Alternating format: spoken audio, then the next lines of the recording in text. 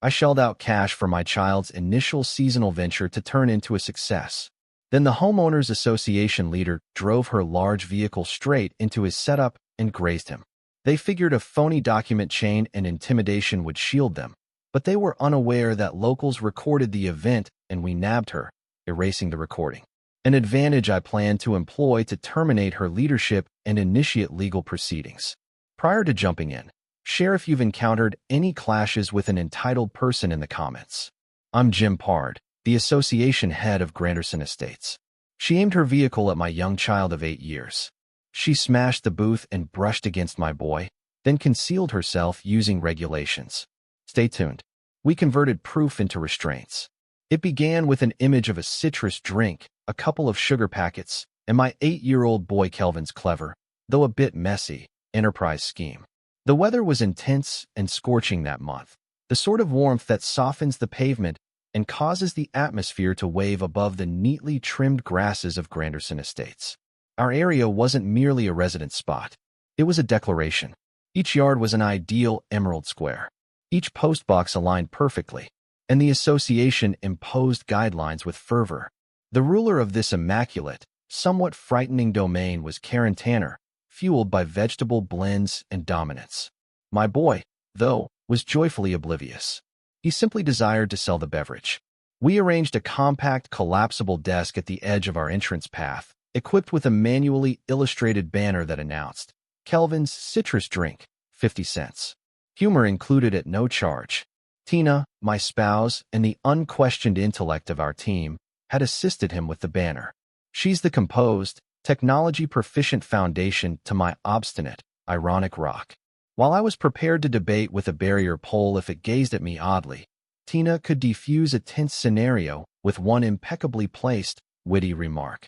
Kelvin possessed her intelligence and my persistent trait, a mix that filled me with both admiration and profound concern for his upcoming educators. He perched there on his tiny chair, a small giant of trade in a hero shirt, his expression radiating businesslike satisfaction. Sales were strong. Residents paused, enchanted by his sincere promotion. He'd deliver a poor riddle with each serving, and folks would chuckle and offer him currency, instructing him to retain the excess.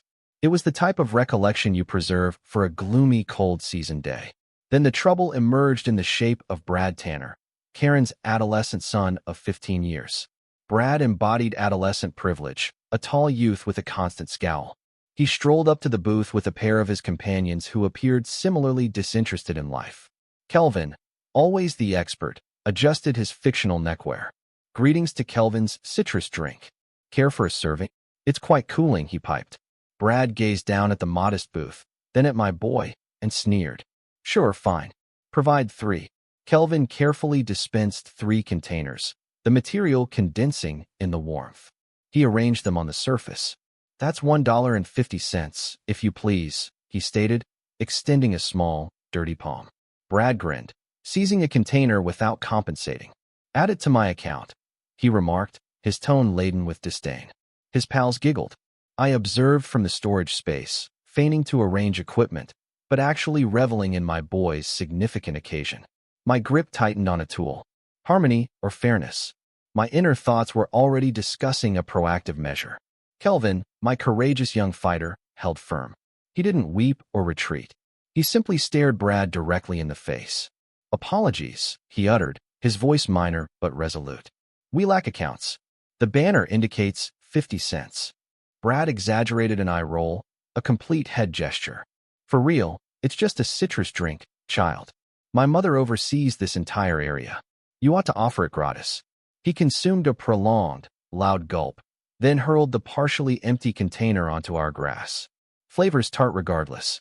I began advancing, the tool sensing quite weighty in my grasp, but prior to arriving, Tina's steady tone sliced through the strain from the veranda. Brad, I think you misplaced something. She didn't shout. She had no need. Her tone possessed a particular pitch that could halt a rushing animal. Brad stiffened, glanced at the container, then at Tina, then back at his companions who abruptly became fascinated with their footwear. He grumbled something softly, nudged a loose rock, and marched away along the road without further comment. His buddies followed like disappointed young animals. Kelvin appeared somewhat rattled, but also victorious. He had confronted the local tyrant and prevailed. I crouched and offered him a palm slap. "You managed that like a pro, pal," he swelled with pride. He failed to compensate, Kelvin noted, his forehead creased with the outrage of a mistreated entrepreneur. "Certain individuals," I commented, messing his locks, "simply fail to value a superior item." We chuckled it away, but I noticed the draped shift in the tanner's opening across the path. A chill sensation settled in my stomach. This wasn't concluded. Karen Tanner didn't merely disapprove of guideline violators. She disapproved of anyone who resisted her commands. And my young boy had just declined to yield. The beverage was about to become far costlier for all. The following couple of days served as an expert lesson in indirect hostility Tanner fashion. We got a message from the association, copying the whole community naturally, with a cordial note that all short-term trade setups needed endorsement by the design evaluation group. The message contained a connection to a lengthy submission document that demanded authenticated endorsements and a ground makeup analysis. I chortled aloud. Tina, perusing over my arm, merely lifted a brow. "Ground makeup. Is she worried Kelvin's booth will trigger a cavity?" I composed a mocking response inquiring if a beverage booth also demanded an ecological effect examination, but Tina, always the tactician, erased it prior to transmission. "Avoid provoking the beast, Jim," she cautioned. "Let's observe her actions." So we disregarded it. Kelvin resumed operations the subsequent day, and trade was superior. Individuals halted deliberately to back him, having learned of Brad's minor display. It was evolving into a small, delightful uprising. Elderly Mr. Henderson acquired a complete container and greeted Kelvin. The backing felt positive, but each time a vehicle decelerated, I'd peek toward the Tanner's residence, anticipating Karen advancing across the turf with a notepad and a noise gauge. On the third occasion, she ceased being indirect. It was advanced in the day, the light beginning to fade, projecting extended shades across the entrance path. Kelvin was prepared to wrap up for the period. He possessed $5 in his money container and a grin that could energize a modest town. I was assisting him gather his items.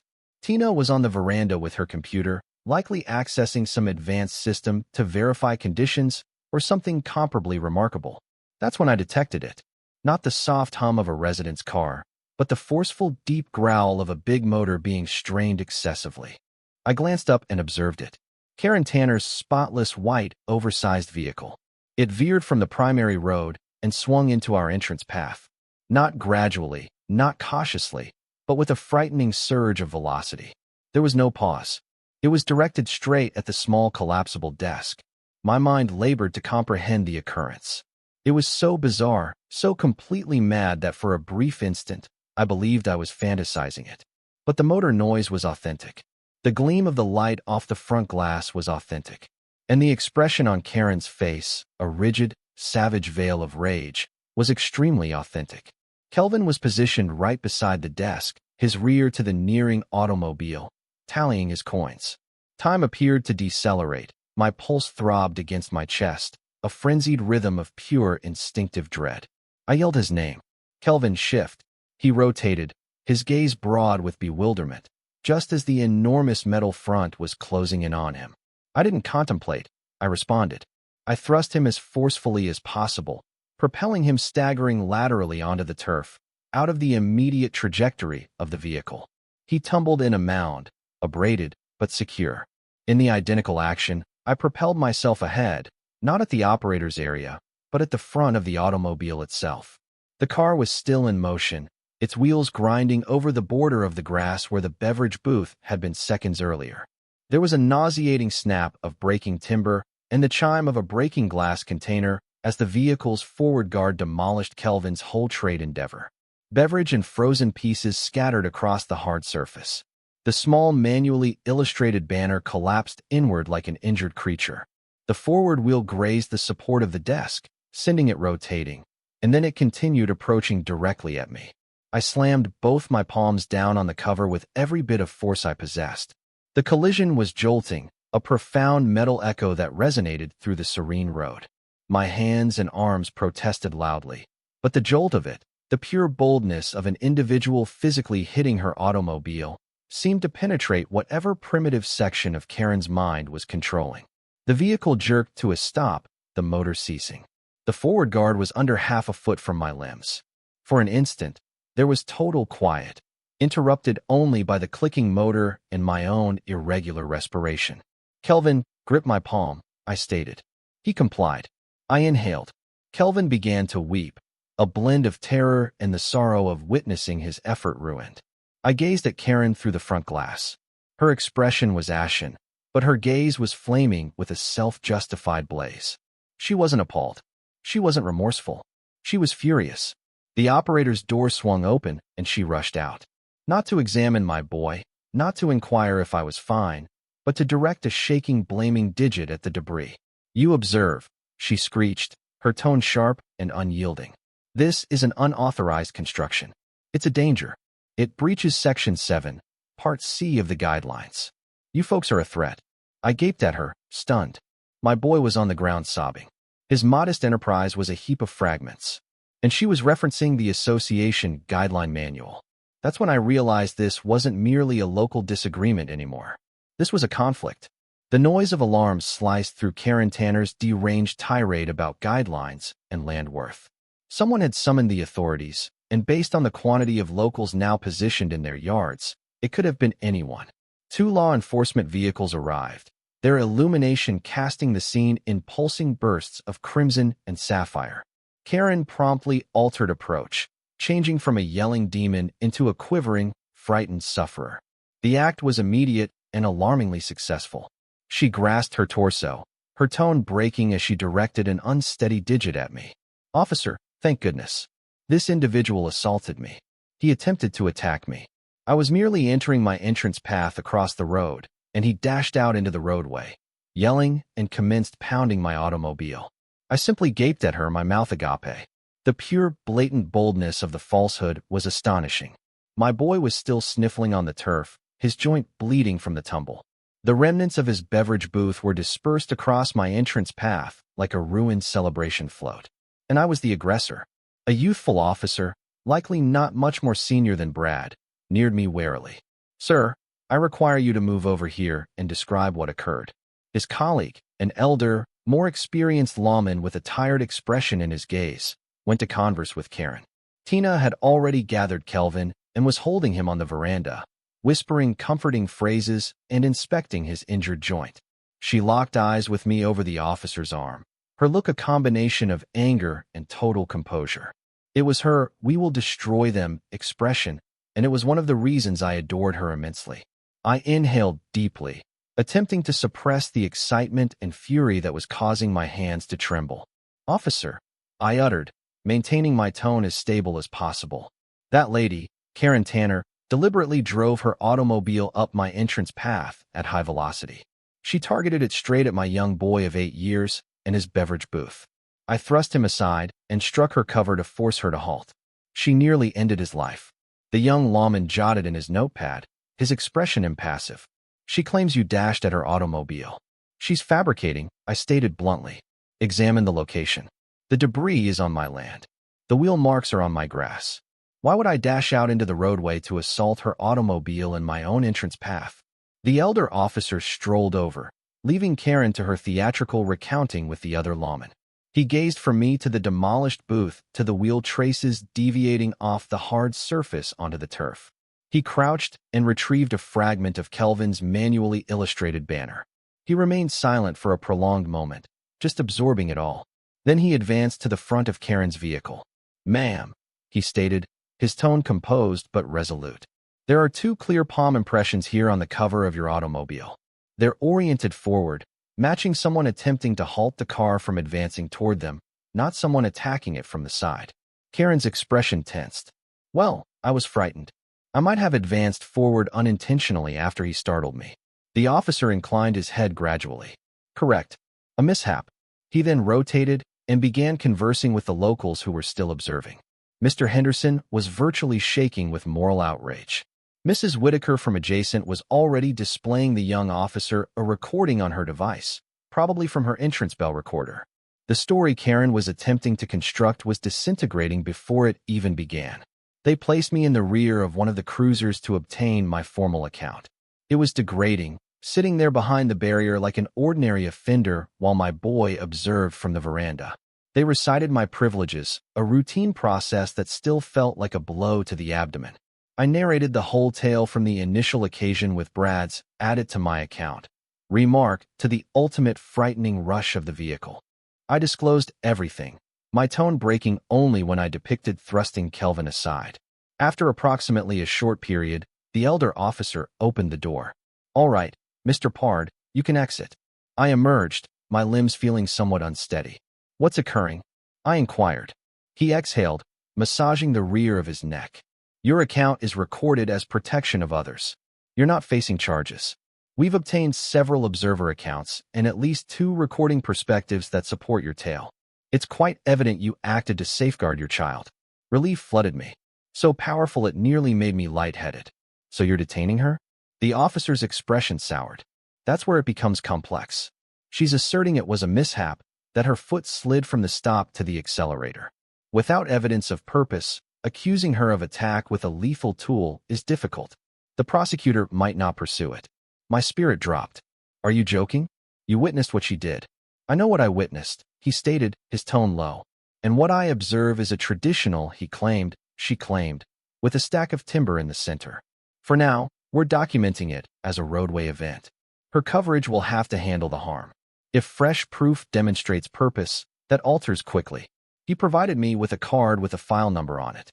"But I'm advising you, Mr. Pard, guard yourself. Individuals like her don't simply release matters."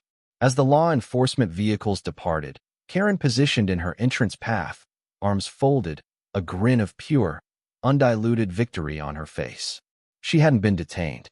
She hadn't even received a citation. In her thoughts, she had triumphed. She had confronted the authorities and emerged victorious. That expression informed me all I required to know. The lawmen might have sealed their document, but Karen Tanner was just commencing with her own form of fairness. The initial formal attack from the association reached our post container less than 2 days after the authorities departed. It was a sharp, light-colored envelope with the Granderson Estates emblem stamped in metallic. Inside was an official announcement of breach printed on dense, pompous material. The document, authorized by Karen Tanner in her role as association leader, penalized us $200 for sustaining a communal disturbance, another $100 for unapproved trade operation, and $50 for improper entrance path utilization. To compound the offense, there was a manually written remark at the base in Karen's pointed, forceful writing. "Quick settlement is valued to evade additional sanctions." I crushed the document into a compact sphere and hurled it across the cooking area. "Can you accept this, lady?" I bellowed. "She attempts to overrun our boy, and now she's invoicing us for it." Tina serenely recovered the crumpled paper, flattened it on the surface, and captured it with her device. "It's an intimidation strategy, Jim. She believes she can overwhelm us in penalties and paperwork until we surrender and relocate." She pressed a few buttons on her computer.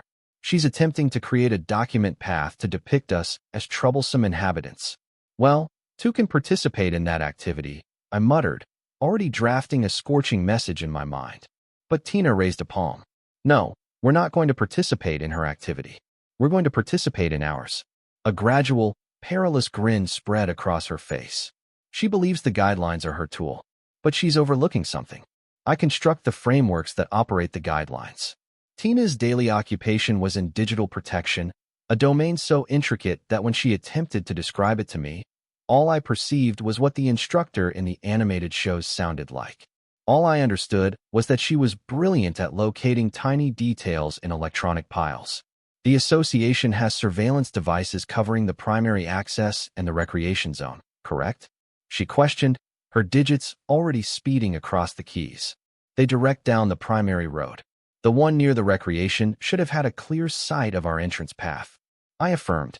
"Yes, but Karen manages that. She'll never provide the recording." Tina's grin broadened. "Oh, she won't need to." For the following period, I observed in amazement as my spouse labored. It wasn't infiltrating, not truly. She was an inhabitant in good position, and the association guidelines, which she had retrieved and committed to memory in about a brief time, specified that inhabitants had the privilege to examine surveillance recording related to events on their land. She accessed the Inhabitant Gateway, an awkward, obsolete site that appeared like it had been created long ago. She maneuvered to the protection feed area and solicited the storage from the day of the event. A few moments later, a notice appeared. Document not located. This recording has been removed. I slouched in my seat. Of course, she eliminated it. Removed? Yes, Tina stated, her gaze sparkling. But erased? Nothing is ever truly erased. She launched a fresh display, a dark screen with flashing green characters that resembled something from an espionage film. She clarified that while Karen could eliminate the video document, the system itself maintained a record of every single operation performed by its managers. It was an electronic trace, and Karen, for all her blustering power, was awkward with technology. Tina's digits moved over the keys, a burst of instructions and programming. Then she halted, obtained it. On the display, the system record displayed it clearly, removed by Manager K. Tanner. The mark was less than a period after the authorities had departed our residence. Karen hadn't merely removed the recording. She had done it nearly instantly, a clear act of destruction of proof. Tina captured an image, stored it to a protected remote storage, and then produced 3 physical copies. This, she stated, raising a sheet of paper, is the evidence. It's confirmation that she actively and deliberately destroyed proof of her offense. The anger in my torso began to transform into something else, something cold and concentrated. This was a new degree of foul. It wasn't just a local argument anymore. This was a concealment. We had her, or at least we had a portion of her. The penalties continued arriving. A notice for turf discoloration where the beverage had poured. A caution for unapproved automobile upkeep because I had left the cover of my car open for a period. Each document was more absurd than the previous. We settled none of them. Instead, Tina composed an official, legally accurate document to the Association Committee, referencing the pertinent guidelines about inhabitant privileges, formally challenging the penalties, and soliciting the system records related to the removal of the surveillance recording. We dispatched it via a verified post. The reply was quiet. Karen was disregarding us, hoping we would simply vanish. But the strain in the area was tangible. Folks would offer us compassionate glances or a silent approval gesture when they thought no one was observing. They were frightened of Karen, but they were supporting us. The harmony of Granderson Estates was a delicate illusion, and Karen Tanner had just shattered it. One evening, I was disposing of waste when I saw her observing me from her opening. Even from across the road, I could sense the animosity emanating from her. It was evident this was intensifying. She had attempted to overrun my boy, and when that failed, she attempted to overwhelm us in documents. Now she was destroying proof. My circulation chilled as I pondered what she would be willing to do next. A period passed in a condition of frozen conflict. We received no official reply to our verified document, but the unofficial torment persisted. Our printed news would disappear from the entrance path. We discover small accumulations of refuse mysteriously appearing on our turf near the edge on non-pickup occasions. It was trivial, immature material, clearly intended to irritate and frighten us. I recorded everything, capturing images and storing them to the expanding Karen folder on Tina's protected system. I desired to confront her, to expose her to her youthful tactics, but Tina insisted we adhere to the strategy. Let her continue excavating her own pit, Jim. Every one of these minor things is another scoop of soil. She was correct, naturally, but my tolerance was eroding. I felt like a compressed coil twisted so firmly that the slightest push would cause me to break. The serene portion of suburbia was gone, replaced by a constant mild worry. Every time a vehicle passed, I'd glance up. Every time the entrance alert sounded, I'd prepare myself. The push arrived on a weekday morning. I was preparing to take my aged transport vehicle to the disposal site to eliminate some outdoor debris and a faulty grass cutter. It's a worn but dependable model that I primarily use for end-of-week tasks. Kelvin, who adores anything with a motor, had requested to accompany me. While I was placing the final branches into the vehicle bed, he ascended into the rider's seat to amuse with his figurines on the control panel, making them engage in a grand conflict across the grimy surface. I informed him I'd be back shortly, that I just needed to retrieve my money holder and openers from the residence. I was inside for no more than a brief time. When I returned outside, my circulation turned frigid. A huge haul vehicle was reversing into my entrance path, its amber alert lights blinking quietly in the morning glow. The operator, a sturdy fellow with dense facial hair and a disinterested look, was already attaching my transport. Kelvin was still inside, his face pressed against the rider opening, appearing small and frightened. I dashed down the entrance path, waving my limbs. "Hey, what are you doing? My boy is there." The operator glanced at me, then returned to securing a link around the vehicle's front support. "Can't assist you, friend. Got an assignment directive." He gestured toward a notepad resting on the haul vehicle's platform. I hurried over and grabbed the sheet. It was an official-appearing automobile extraction command for a deserted and non-functional automobile stationed in breach of association agreements. The command was authorized in a familiar pointed script. Karen Tanner, leader, Granderson Estates Association. My vehicle wasn't deserted. I had just operated it the prior day. It wasn't non-functional. And the agreement she referenced was for automobiles stationed on the road for more than a day. My vehicle was in my own entrance path. It was a complete and utter invention. "This is unlawful," I shouted, my tone shaking with an anger I had never experienced before. "You can't haul my vehicle from my private land on this bogus command, and my child is in the automobile." The operator shrugged, not even gazing at me. "Look, pal, my task is to attach and remove. You have an issue? You address it with your association. Now, remove your child from the vehicle before I elevate it." He began advancing toward the mechanical controls.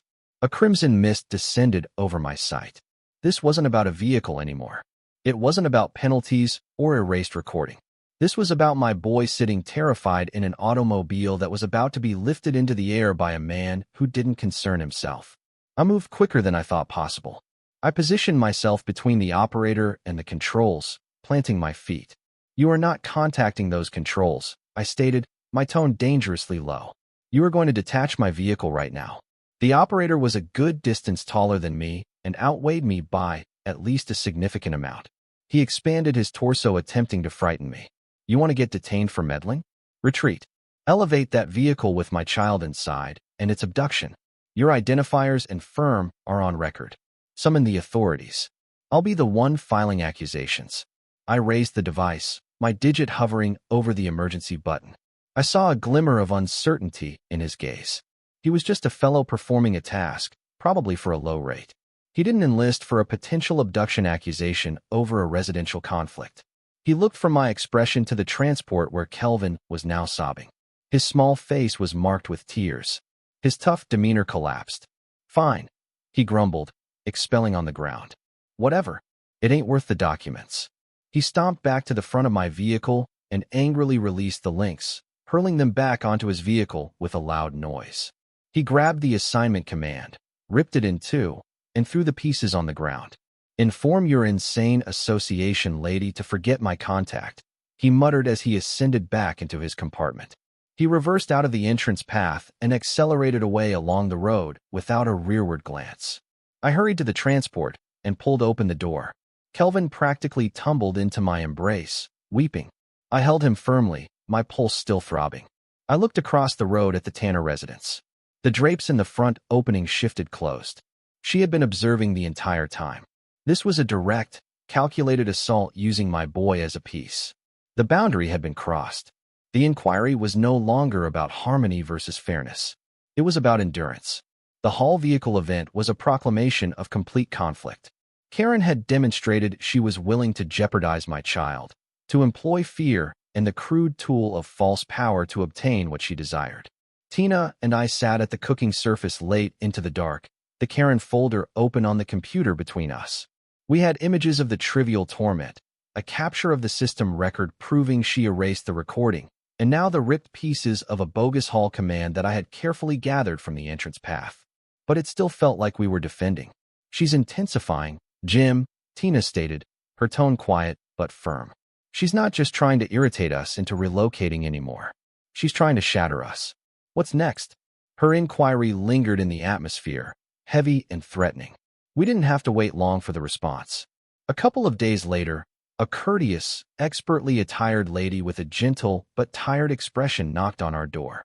She presented herself as Ms. Albright from Youth Safeguarding Services. My stomach dropped to my footwear. I felt Tina's palm find mine and grip it tightly. We obtained a nameless report, Ms. Albright stated, referring to her notes. It claimed youth disregard, an insecure residence setting, and reports of an aggressive and unstable parent. The words were so ridiculous, so entirely detached from reality that for a moment I could only gaze at her. This was Karen's next maneuver. She had failed to have me detained, failed to frighten me with penalties, failed to have my belongings confiscated. So now she was trying to have my boy removed. It was the lowest, most contemptible thing I could envision. I felt a surge of intense anger. But before I could utter something I would regret, Tina advanced, an image of serene, unshakable assurance. Ms. Albright, please enter, she stated with a warm, inviting grin. I'm Tina. This is my spouse, Jim. And our boy, Kelvin, is in the main room constructing a truly grand block fortress. Can I offer you some chilled beverage? The social specialist looked slightly surprised by the amicable reception. She had clearly been anticipating a clash. She entered cautiously, her gaze surveying the residence. Our home wasn't a gallery, but it was tidy and secure. Kelvin's creations on the cooler, playthings in their spot, and the whole place scented like Tina's recent baked goods. The very image of an insecure setting. Tina didn't just respond to Ms. Albright's inquiries. She orchestrated an expert lesson in composed, collected, proof-based rebuttal. When questioned about the disregard claim, Tina led her to the storage cupboard, displaying the racks filled with nutritious items, and then to Kelvin's space, which was neat and bright, his book collection overflowing with tales. When the discussion turned to my supposed aggressive and unstable character, Tina didn't become protective. Instead, she sat down with Ms. Albright at the eating surface and launched her computer.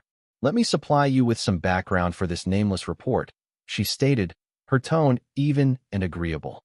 Our family has lately been the target of a campaign of torment by our association leader, a lady named Karen Tanner. She calmly guided the social specialist through the entire saga. She displayed her the recording from our local's entrance bell recorder of Karen's vehicle smashing through the beverage booth. She displayed the image of my injured hands from halting the car. She displayed her series of bogus penalties, the images of the refuse on our turf, and the torn pieces of the illegal hall command. The instability this nameless reporter mentioned, Tina stated, clicking on a photo of me holding a weeping Kelvin after the hall vehicle departed, is the natural reaction of a parent protecting his child from a clear and present threat. Ms. Albright observed and listened, her professional veil slowly yielding to an expression of emerging shock. She had entered here expecting to investigate a troubled family. She was departing with proof of a malicious pathological grudge. She requested to converse with Kelvin alone for a brief time, which was protocol. We consented without hesitation. We could hear his joyful chatter from the other space as he displayed his block fortress and told her one of his poor riddles. When she returned out, her expression was determined. Mr. and Mrs. Pard, she stated, closing her notepad. I've seen more than sufficient. This report is groundless and malicious. I'll be closing the case as unsubstantiated. In fact, I'll be submitting a report about the misuse of our services for what appears to be a personal grudge. Submitting a false report with safeguarding services is a serious violation. She paused at the door and offered us a compassionate look. I'm truly sorry you're having to endure this. My suggestion, don't retreat. After she departed, the three of us stood in the main room in silence. The immediate danger was gone, but the violation lingered in the atmosphere. Karen hadn't just attacked me or my land. She had attacked the very core of our family. She had tried to use the authority of the government to rip us apart. Kelvin, sensing the strain, came over and wrapped his arms around my middle. Is that lady going to remove me? He inquired, his tone trembling. I crouched and embraced him tighter than ever before. Never, pal. Never. Over his head, I met Tina's gaze. The look we shared was one of grim, absolute determination. The time for defense was over. The time for adhering to the guidelines Karen ignored was over. She had tried to destroy our world. Now we were going to acquire the igniters. The safeguarding visit was the ultimate trigger. Up until that point, we had been reacting, protecting, collecting proof for a battle we weren't sure how to initiate. But Karen's attempt to use a youth protection organization as her personal enforcer squad altered the entire situation. This was no longer about a local dispute. It was about halting a hazardous individual who had no ethical guide. We have to advance aggressively, I stated to Tina that evening, pacing the cooking floor. A complete devastation, take no captives aggression. Tina, always the level-headed commander, affirmed. I concur, but a direct assault is what she'll anticipate. We need to be cleverer. We need to dismantle her authority framework from within. Her gaze drifted to the association list lying on the surface. She's the leader, but she's not a ruler. There's a committee, a finance handler, a recorder, and individuals who have to approve her choices. My gaze brightened. The finance handler. Every penalty, every outlay, it all has to go through the finance handler. We researched the name, Arthur Finch. We didn't know him well. He was a silent, modest accountant who resided on the opposite side of the area. He was known for his award-winning flowers and for keeping to himself. He seemed like the exact opposite of Karen's abrasive, commanding personality. He's our vulnerable point, Tina stated, or our strongest one. People like Arthur value structure and guidelines. Karen's disorder must be driving him insane. The next day, I drove over to Arthur's residence. I didn't want to contact or message as I was certain Karen monitored all official association communications. I found him in his front yard, carefully trimming his flower bushes. He looked up as I approached, his expression cautious. He'd seen the disturbance at our residence, seen the authorities' vehicles. But like most of our locals, he'd maintained his distance. Mr. Finch, I began, keeping my tone low. I'm Jim Part. I need to discuss Karen Tanner with you. His gaze darted around the road, as if expecting Karen to emerge from behind a bush. I don't think that's a good notion, he whispered, clipping a withered bloom from a bush with nervous vigor. Karen, she prefers to be the one who manages all resident interactions. This isn't about resident interactions, Arthur, I stated, dropping the formality. This is about deceit, proof alteration, and youth jeopardy. And as the committee's finance handler, you're involved in it. His expression went pale. He dropped his trimmers. I don't know what you're referring to. I think you do, I pressed, retrieving my device. I think you know about the unlawful penalties. I think you know she's using association funds for her personal grudges. And I have a feeling you're not comfortable with it. I displayed the image of the bogus Hall command with Karen's authorization on it. Did you endorse the payment for this Hall vehicle, Arthur? Because that's misuse of funds. That's an offense. Arthur swallowed hard, his throat moving. He looked like a man who had been carrying a heavy burden for a long time. She intimidates everyone. He stuttered. She tells us it's for the benefit of the community to uphold standards. If anyone questions her, she finds a reason to penalize them to make their life miserable. She told me if I didn't approve the costs, she'd find a dozen breaches at my own residence. My spouse has health issues. We can't afford that kind of pressure. It was all there. The classic tyrant ruled through fear and threat. I softened my tone. I'm not trying to get you in trouble, Arthur. I'm trying to stop her, and I can't do it without your assistance. We're not the only ones she's done this to, are we? He shook his head sadly. No. The Potters had to replace their entire barrier because she said the hue was slightly off the approved range. The Wilsons had to pay a large sum in penalties because their boys' sports hoop was visible from the road. She waives penalties for her allies and multiplies them for anyone who opposes her. Penalties for favors? I murmured. And you have the documents to prove it? He affirmed, a spark of resistance finally appearing in his gaze. I have everything. The messages where she directs me to waive penalties for her allies. The bills for her special initiatives that are really just enhancements to her own land. I have the financial statements that she's altered for the public gatherings. I kept copies of it all. I knew this day would arrive. It was the prize.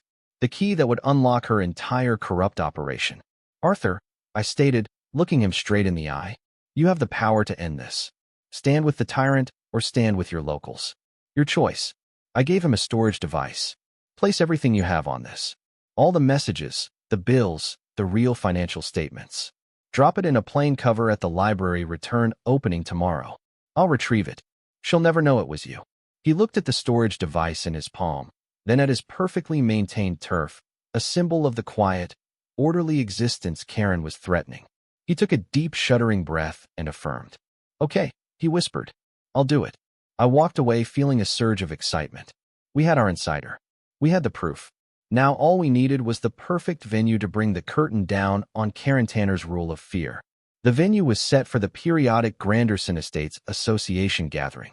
It was Karen's preferred occasion, her personal address to the community where she could stand before the inhabitants and lecture about land values and the crucial importance of neutral-colored postboxes. It was usually a tediously dull affair attended by only the most committed or the most aggrieved inhabitants. But this time it was going to be overflowing. Tina and I had spent the last period orchestrating our trap with the precision of an elite unit operation. Arthur Finch had delivered, providing a wealth of electronic evidence that was even worse than we had imagined. The penalties for favor scheme was just the surface. Karen was using association funds to pay for her garden specialist, her water feature maintenance, and even a regular delivery of fine drinks, all disguised as community enhancement and operational costs. Tina assembled everything into a powerful visual display. She synchronized the recording we had collected from our locals' entrance and vehicle recorders, creating a multi-perspective slow-action replay of Karen's vehicle smashing through Kelvin's booth. She interspersed it with captures of Arthur's leaked messages, highlighting Karen's own words in condemning highlighted areas. The grand conclusion was a parallel comparison of the phony financial statement she presented to the community and the real one Arthur had supplied, showing large amounts being diverted into her own resources. My role was simpler. I contacted a few of the other families Arthur had mentioned, the Potters with the barrier, the Wilsons with the sports hoop, and told them something major was going to happen at the gathering, and they should attend. Word spread rapidly. That evening, the community building was filled. People lined the walls and overflowed the entrance. The atmosphere was thick with expectation. Karen stood at the speaker stand, reveling in the attention. She clearly misinterpreted the record attendance as a sign of her own fame. She beamed, clutching a small portable tool. "I'm so delighted to see so many of you here this evening," she began, her tone dripping with insincere warmth. "It shows how much you all care about upholding our community's elevated standards." She then raised the tool. "And to ensure our gathering remains structured, I brought my own personal noise gauge. Any outbursts over a certain level will be ruled disorderly." A wave of disbelieving laughter went through the group. A noise gauge. She continued for a period talking about yard maintenance and waste container placement. Finally, she opened the floor to fresh matters. That was our signal. I rose. "Karen, I have a display I'd like to share with the inhabitants." Before she could protest, Tina, who was positioned at the rear of the room, pressed a button on her computer. The projection surface behind Karen, which had been showing the association emblem, flickered to life. The first image was a high-clarity slow-action shot of Karen's vehicle. Her furious expression was clearly visible through the front glass, bearing down on the beverage booth. The group gasped. Karen spun around, her expression turning pale. "What is this? Deactivate that. This is unendorsed." But it was too late. The recording continued, showing Kelvin being thrust to safety, showing me slamming my palms on the cover, showing the booth exploding into a cloud of fragments. Then came the messages, her own words, enlarged. "Waive the Potter's penalty, Arthur. Multiply the Wilson's penalty." The room shifted from a low murmur to an angry hum. Karen waved the noise gauge like a weapon and shrieked for structure, but the group drowned her out. The final display put it beyond question. The real financial beside the phony. Thousands diverted. That's when the barrier broke. Gasps turned into chairs moving, people rising, devices up, inquiries hitting like precipitation. "You used our money to maintain your water feature," Mr. Potter yelled. "You penalized me a large sum for a sports hoop while you were taking from us," screamed Mrs. Wilson. Karen was trapped, cornered in the focus, her expression a veil of disbelief and fury. Her carefully built world of authority and control was collapsing around her in real time. She jabbed the noise gauge at the group, its little screen flashing alert, and screamed for order. "You are all disorderly. This gathering has ended." She yelled into the amplifier, but no one was listening to her anymore. At that moment, the rear doors of the community building opened and two uniformed law officers stepped inside. The same elder, tired officer and his younger colleague who had been at my residence.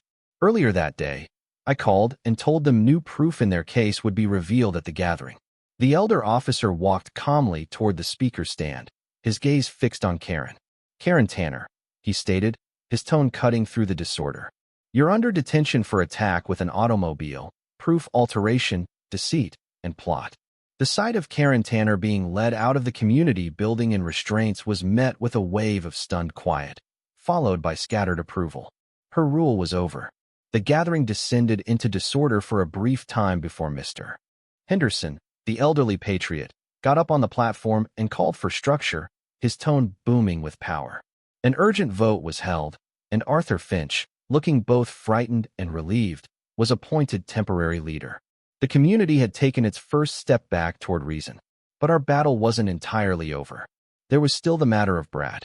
While Karen was the designer of the whole affair, her son had been the one to ignite the initial spark with his intimidation and privilege. The authorities had questioned him as part of their inquiry, and while he wasn't facing the same stack of accusations as his mother, his actions couldn't be ignored. Because he was underage, his case was handled in the youth legal system, which focuses more on recovery than penalty. We were asked to provide a sufferer impact account, but Tina and I decided that the best person to do that was Kelvin. We sat down with him and discussed what had happened. We didn't want him to be revengeful, but we wanted him to understand that actions have results. He agreed to speak to the court advisor. A period later, we went to the youth center for a resolution session. It was a small, quiet space, nothing like the intimidating legal rooms you see on screen. Brad was there with his father, a man I had barely seen, who looked exhausted and defeated by his wife's collapse. Brad wouldn't make eye contact. He just stared at his hands, his usual scowl replaced by a look of gloomy embarrassment. The advisor was a kind lady who facilitated the conversation gently. She asked Kelvin to explain how Brad's actions had made him feel. My boy, in his simple, honest way, was devastatingly effective. "You tried to take my beverage," he said, looking at Brad directly for the first time. "And when I said no, you got angry and threw the container on my turf. It made me feel bad, like all my hard work didn't matter." Then he took a deep breath. "And then your mom, she destroyed everything. She frightened me." Brad finally looked up, and for the first time, I saw a glimmer of genuine regret in his gaze. He wasn't just a stereotype of a tyrant. He was a youth who had been raised in a poisonous environment, taught that power and threat were how you got your way. Without his mother's influence, he just seemed lost. The final part of his sentence, however, was the most important. He had to issue a formal regret. A few days later, a recording file appeared in Tina's message inbox. It was from Brad's legal representative. We gathered around the computer screen and activated it. The recording showed Brad sitting in what looked like a counselor's office. He looked nervous. He cleared his throat and spoke directly to the recorder. This is for Kelvin Pard," he began, his tone wavering slightly. "I wanted to say, I'm sorry for what I did at your beverage booth. It was a foolish thing to do. I was trying to act impressive in front of my companions, and I was rude. You were just trying to run a venture, and I had no right to disrespect that." He paused, taking a breath. "What my mom did, that was wrong. Really wrong. And I'm sorry you got frightened. I hope you can forgive me." He looked down, and the recording ended. It wasn't a dramatic speech, but it felt authentic. It felt like a youth who was finally being forced to confront his own behavior without his mother intervening. We showed the recording to Kelvin. He watched it intently, his expression serious. When it was over, he just nodded. "Okay," he said. "I forgive him." And just like that, for him, it was over. He was ready to proceed. That, I realized, was the difference between my boy and Karen Tanner. Kelvin had the capacity for mercy. Karen only had a desire for authority. Brad's regret closed a section for us. It was a small but necessary piece of fairness. A sign that maybe, just maybe, the next generation in Granderson Estates could learn to be better. With that loose and secured, all that remained was the final reckoning for the woman who had started it all. Karen Tanner's day in legal proceedings was less a trial and more a formal acknowledgement of her downfall. With recordings, observers, system records, and the finance handler's documents stacked against her, her expensive legal advisor advised her to admit guilt. She had hoped for mercy, for supervision, for anything that would allow her to salvage some fragment of her former existence. But the judge, a straightforward lady with a reputation for being strict on abuses of authority, was having none of it. Tina and I sat in the front row of the courtroom, watching as the final act unfolded. Karen stood before the judge, dressed not in her usual powerful jackets and designer pants, but in a dull, poorly fitting uniform. The veil of arrogant power was gone, replaced by a pale, strained expression of emerging panic. The judge read the list of convictions, her tone ringing with cold finality through the silent courtroom. Attack with a lethal tool for using her heavy vehicle as a ramming device. Youth jeopardy for her careless disregard for Kelvin's safety. Altering proof for erasing the surveillance recording. Serious deceit for her theft of association funds. Plot for her systematic abuse of the penalties for favors scheme. Each accusation was a nail in the coffin of her old life. Miss Tanner, the judge stated, peering down over her lenses. You were entrusted with a position of leadership in your community.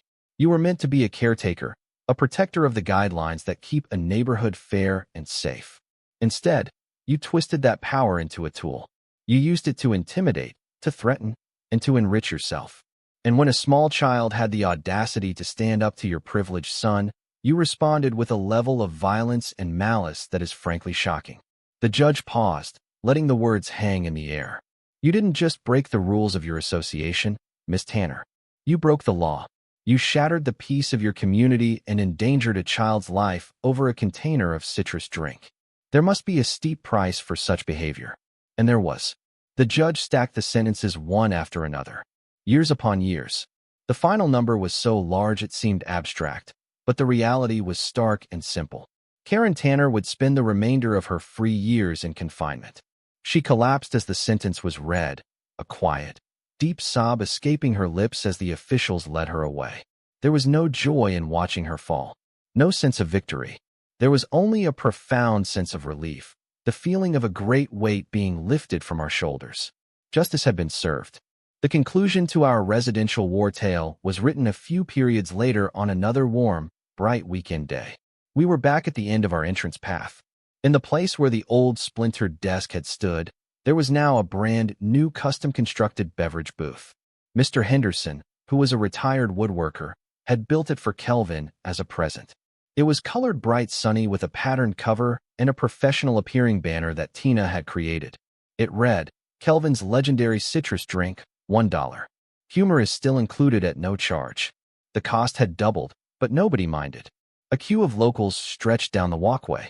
People came from all over Granderson Estates, laughing and conversing, placing large bills into Kelvin's money container and telling him to keep the excess.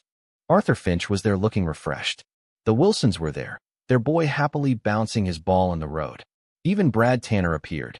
He walked up to the booth, purchased a serving, and dropped a large bill into the jar.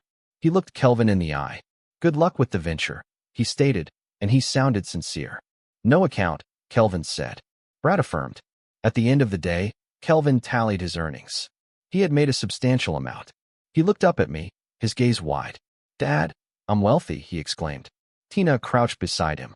What do you want to do with it, dear? She inquired. Kelvin thought for a long moment. The recreation area needs new equipment, he said. The old one is noisy. And so the money from the first day of the new booth was contributed to the Granderson Estates Community Fund, designated for new recreation gear. We fought for justice and found harmony.